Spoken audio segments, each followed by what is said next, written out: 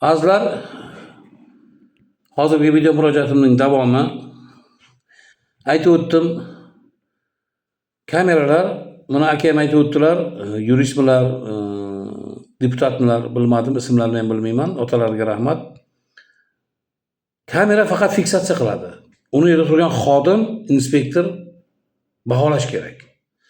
Haydovchi kelib qizilga to'xtayapti. Chiziqni ham bosgani yo'q. Uni harakatlanib ketishiga to'sqinlik ham yo'q-da. Lekin orqadan 101, 102, 103, 104 xizmat mashinalari kelib qoldi. U mashinalar ham miltillovchi chirog'i, migalkasini, ham tovush signali sirenasini yoqib kelyapti. Unga haydovchi qizilda turibdimi, qizildan harakatlanib yo'l ochib berishga majbur. Chunki 101 yong'inga ketyapti. Qayerlardir yonib ketadi. Vaqtiga yetib borib o'chirmasa, uni ichida odam ham o'lib ketadi, boshqa bo'ladi, mulkka zarar yetadi, yonib ketadi. O'tish kerak. 102 ichki ishlar majbur ketishga holatlar bo'ladi, ketadi. Endi qizlar o'tib ketadi. Ularga yo'l berish kerak. 103 tez tibbiy yordam mashinasi. Ichida kasal bor. U olib ketyapti yoki kasalga boryapti. Juda ham muhim boryapti. Unga yo'l bermasak, u kasal o'lib qoladi. Inson hayoti. 104 gaz avariya xizmati deyilgan. Zaявka tushdi, telefon bo'ldi, borish kerak. O'sha yerda o'sha kamchilikni bartaraf qilish kerak. Bo'lmasa bir joy portlab ketishi mumkin. Ularga yo'l berish kerak. Sirena migalka bilan kelyapti, ruscha nomi. Xo'sh, yo'l bermasa, shunday voqealar ko'payadi. Haydovchi majbur qizilda to'xtab turib, unga yo'l berish uchun harakat davom ettirib yo'l beradi. Kamera fiksatsiya qiladi. Fiksatsiya qilgandan keyin mana bu IIB, JXX, YXXB boshlig'i Otabek Hojiyevga o'xshaganlar u haydovchiga mana shu moddalarni qo'llab shablon to'ldirib jarima belgilaydi. Jarimasi ham kam emas. 600 mingdan boshlanadi, u yoq ketadi va ustiga ball qo'shiladi. Bechora haydovchi nima qilsin? Majbur qoida buzyapti.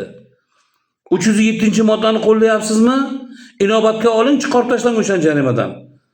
Siz uni jarimaga tortmasangiz, belgilab qo'ysangiz, hech kim sizni jazolamaydi. Chunki siz vatanga, xalqqa munosib xizmat qilyapsiz. Qo'lingizda kamera bor, isbot bor, ma'muriy javobgarlik to'g'risida kodeks bor, qonun bor. Siz qonundan chiqmang. Haydovchilarimiz bu narsani biladi. Jarima qilishingizni majbur yo'l bermaydi. Yo'l bermaganda qancha talofat bo'ladi? Bunga aybdor kim bo'ladi? Aybdor sizga o'xshagan hurmatli Otabek Hojiyev, sizga o'xshagan xodim va mutasaddi rahbarlar bo'ladi. Buni siz hech qachon unutmang.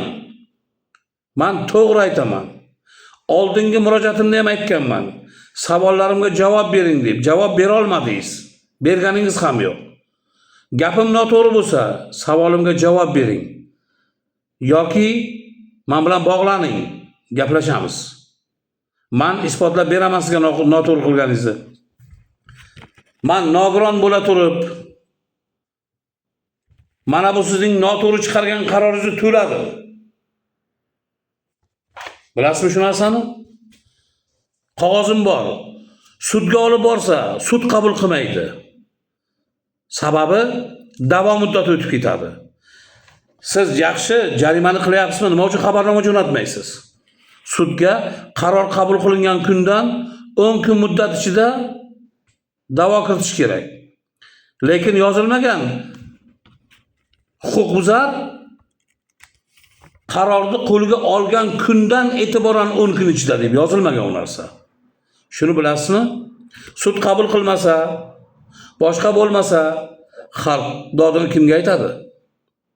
O'ylan qani? Hammalaringiz bir-biringizga bog'lanib ketgansizlar.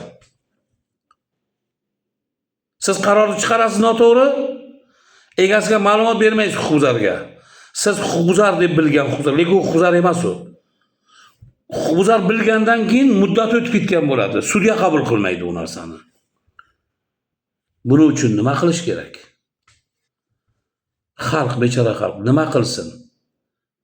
Nimaga sizga o'xshagan xodim va mutasaddi rahbarlar bunaqa noto'g'ri qarorlarni qabul qilib, qonunni oyoq osti qilib, muhtaram prezidentimizning siyosatlariga teskari ish qilasizlar? Bundan xalq jabr ko'rmoqda. Buni nimaga o'ylab ko'rmaysizlar? Yo shunchalik o'zlaringizga ishongan zo'rmisizlar? Hatto Xudodan ham qo'rqmaysizlarmi?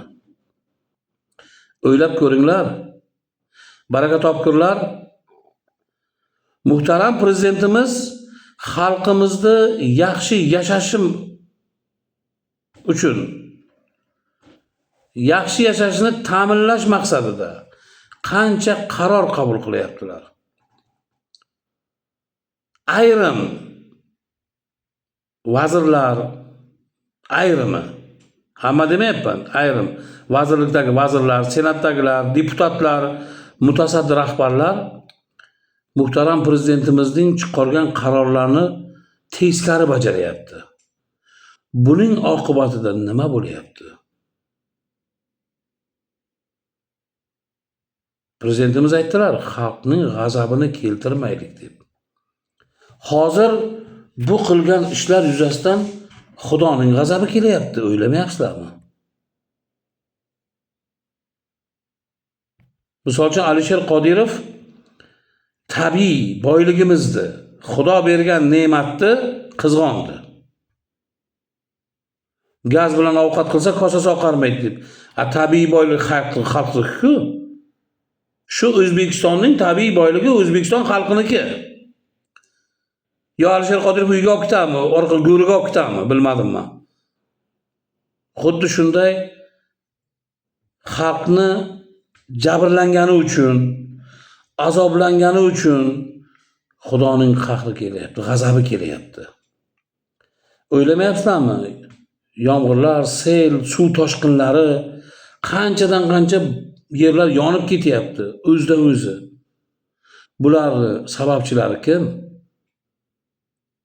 Bir o'ylab ko'ringlarchi, nimaga asosan bundan yonayapti? Mana misol uchun uzoqqa bormayman men. Navoiy viloyatida 9 qavatli uyning 9-qavati to'liq yonib ketdi. Tarmoqlarga ham chiqib ketdi. To'liq bitta qavat 9-qavat, 9-etaj yonib ketdi. Mana kecha 2 kun bo'ldi, Navoiy viloyati Uchquduq tumanida bozor yonib ketdi.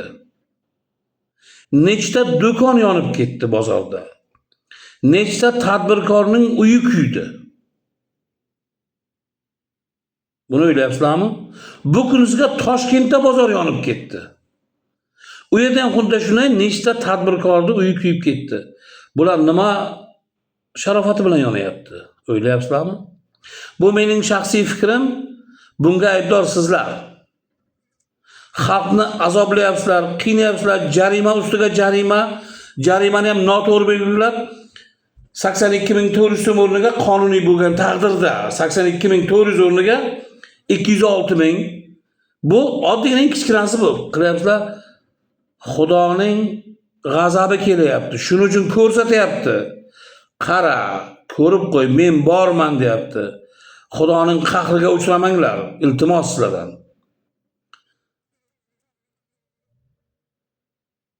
Shu narsani unutmanglar. Xudoning qahri yomon bo'ladi. Bu ogohlantirish bo'lyapti. Chunki bir paytni o'zida oddiygina bir oy ichida qanchadan qancha suv toshqini, sel kelishi, bozorlar, uylarning yonib ketishi tavba qildim. Bularga xalqimizni azoblayotgan ayrim mutasaddi rahbarlar javobgar. Shularning xalqni azoblagani evaziga tepadagi Tangri taolo Xudo ko'rsatyapti. Meni g'azabimni keltiryapsan. erta qahrim kelsa yomon bo'ladi deb. Buni o'ylab ko'ringlar.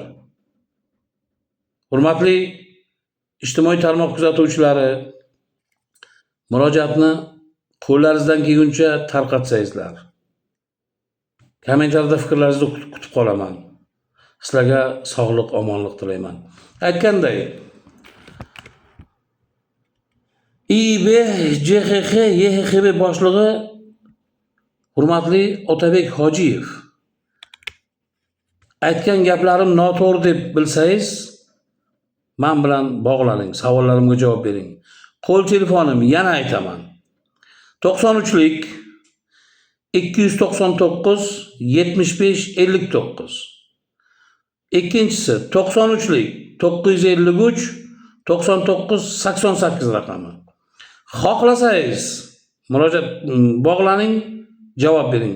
Xohlasangiz ijtimoiy tarmoq orqali javob bering, noto'g'ri deb tuhmat qilyapti, men javob beraman. Isbotlab beraman sizga. Qo'limda asos turibdi, asossiz gapirmayman.